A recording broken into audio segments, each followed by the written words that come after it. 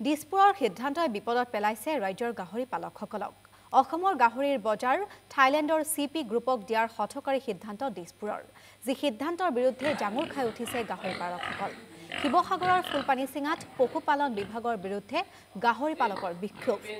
আৰু এই সন্দৰ্ভতে সবিশেষ তথ্যৰ বাবে এই মুহূৰ্তত আমি আমগুৰিৰ পৰা সমীৰণ দুৱাৰাৰ এক প্ৰতিবেদন আগবঢ়াইছো।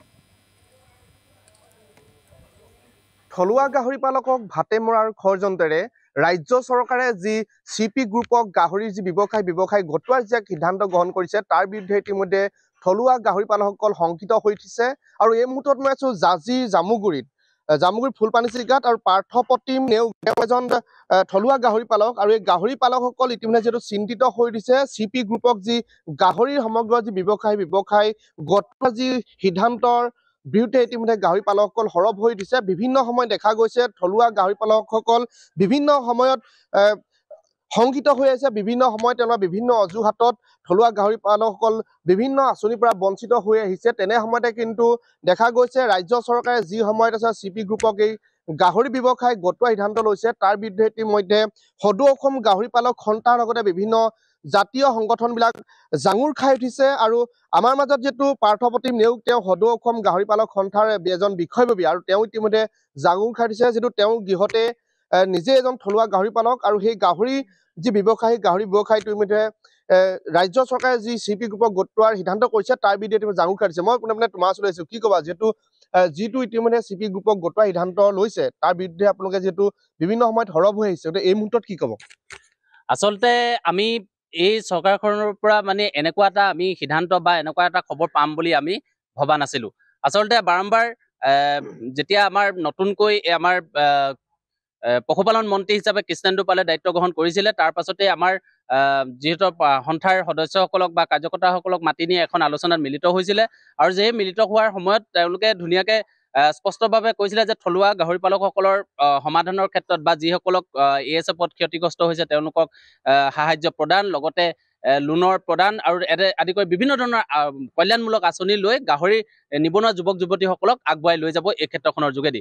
কিন্তু আমি হঠাতে গম পালো যে CP কোম্পানী নামৰ এটা কোম্পানী, যিটো বাহিৰৰ থাইলেণ্ডৰ কোম্পানী, এই কোম্পানীটোৱে যে অসমৰ বজাৰ থলুৱা গাহৰি পালকসকলৰ বজাৰখন দখল কৰাৰ এক ষড়যন্ত্ৰ বা তেওঁলোকে এডভান্টেজ 2.0 যোগেদি এডভান্টেজ আছাম 2.0 যোগেদি তেওঁলোকে অসমত মানে বিনিয়োগ কৰিব বিচাৰিছে, য'ত তেওঁলোকে ক'ব বিচাৰিছে 3000 কোটি টকাৰ এক বিশাল প্ৰজেক্ট লৈ তেওঁলোকে আঁচনি লৈ তেওঁলোকে অসম চৰকাৰৰ ওচৰত মানে হেৰি কৰিছে। আৰু যিটো ইতিমধ্যে অকমান হলেও আপোনাৰ গ্ৰীণ চিগনেল দিয়া দেখা গৈছে আমাৰ মুখ্যমন্ত্ৰীয়ে। গতিকে আমি ইয়াক তীব্ৰ প্ৰতিবাদ জনোৱাৰ লগতে আমি নিজে শংকিত হৈ পৰিছো যে আমাৰ যদি এতিয়া আমাৰ দৈনিক এটা আমাৰ ডাটাবেছ আমি যদি ডিপাৰ্টমেণ্টৰ পৰা আমি পোৱাৰ তথ্য মতে 2019 চনৰ সমীক্ষা মতে যে আমাৰ অসমত প্ৰতিদিনে প্ৰায় 4000 কেজি আপোনাৰ মাংসৰ প্ৰয়োজন হয়। তেতিয়াহ'লে 4 টন আমাৰ প্ৰতি দৈনিক দৰকাৰ হয় মাংসৰ চাহিদা।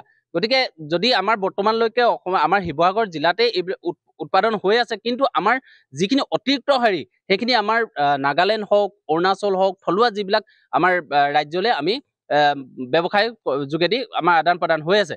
গতিকে কিন্তু এই ক্ষেত্ৰত যদি আমাৰ এই গাহৰি পালকসকলৰ যিখিনি মজুত থকা গাহৰি সেইখিনি যদি আমাৰ বিক্ৰী কৰিব নোৱাৰা এটা অৱস্থা হৈ যায়, তেনেহলে আমাৰ পালকসকলৰ কি হ'ব? আমি কি হ'ব লাগিব? তেওঁলোকৰ বনাই দিয়া ফাৰ্মত আমি মাত্ৰ গু চফা কৰি মাত্ৰ তাৰ বিনিময়ত আমি 2 টকা পইচা পাম।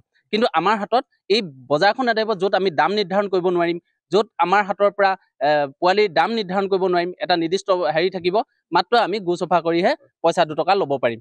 হয়, নিশ্চিতভাৱে থলুৱা গাহৰি পালকসকল শংকিত হৈ উঠিছে, যিটো আমি দেখুৱাইছো NKTV দৰ্শকক তেওঁলোক কেনেধৰণে CP গ্ৰুপক যি গটোৱা সিদ্ধান্ত লৈছে গোটেই গাহৰি ব্যৱসায়টো তাৰ বিৰুদ্ধে ইতিমধ্যে গাহৰি পালকসকল শংকিত হৈ উঠিছে, তেওঁলোক উদ্বিগ্ন হৈ উঠিছে। মই তোমাৰ ওচৰলৈ কিবা যে তুমি এজন গাহৰি পালক, মানে ইয়াৰ পৰা তুমি কি ভাবিছা? লাভৱান হ'ম বুলি ভাবিছা নে তোমালে লোকচানৰ সন্মুখীন হ'ম বুলি ভাবিছা? সম্পূৰ্ণ লোকচানৰ সন্মুখীন হ'ব লাগিব, কিয়নো বহিৰাগত কোম্পানী CP গ্ৰুপক যেতিয়া গতাই দিয়া হ'ব, আমাৰ লেখীয়া সৰু বৰ পালক আমি বহুখিনি ধ্বংস হৈ যাম।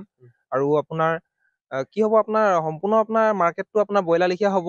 বহিৰাগত কোম্পানীয়ে নিৰ্ধাৰণ কৰিব মাৰ্কেটৰ ৰেট, আৰু তাৰ লগত আমি ফেৰ মিলাই তুলিব নোৱাৰিম। আৰু তাৰ আমাৰ কি হ'ব, আমাৰ ধ্বংসই হ'ব লাগিব সম্পূৰ্ণ গোটেই পালকখিনি। হয়, নিশ্চিতভাৱে সকলো ইতিমধ্যে শংকিত হৈ দিছে, যিহেতু CP গ্ৰুপক যি গাহৰি যি ব্যৱসায়, সেই সমগ্ৰ যি গাহৰি ব্যৱসায়টো গটোৱা সিদ্ধান্ত লৈছে তাৰ বিৰুদ্ধে ইতিমধ্যে গাহৰি পালকসকল তেওঁলোক নিজে শংকিত হৈ উঠিছে আৰু পৰৱৰ্তী সময়ত লক্ষণ হ'ব ৰাজ্য চৰকাৰ যি পশুপালন বিভাগ, সেই পশুপালন বিভাগটোৱে এইসকল শিক্ষিত যুৱকসকলৰ যি সমস্যা, এইসকলৰ যি তেওঁলোকে উদ্বিগ্নতা প্ৰকাশ কৰিছে বা শংকা প্ৰকাশ কৰিছে, তেওঁলোকৰ যি উদ্বিগ্নতা বা শংকা, সেই শংকাসমূহ কেনেধৰণে দূৰ কৰিব সেয়া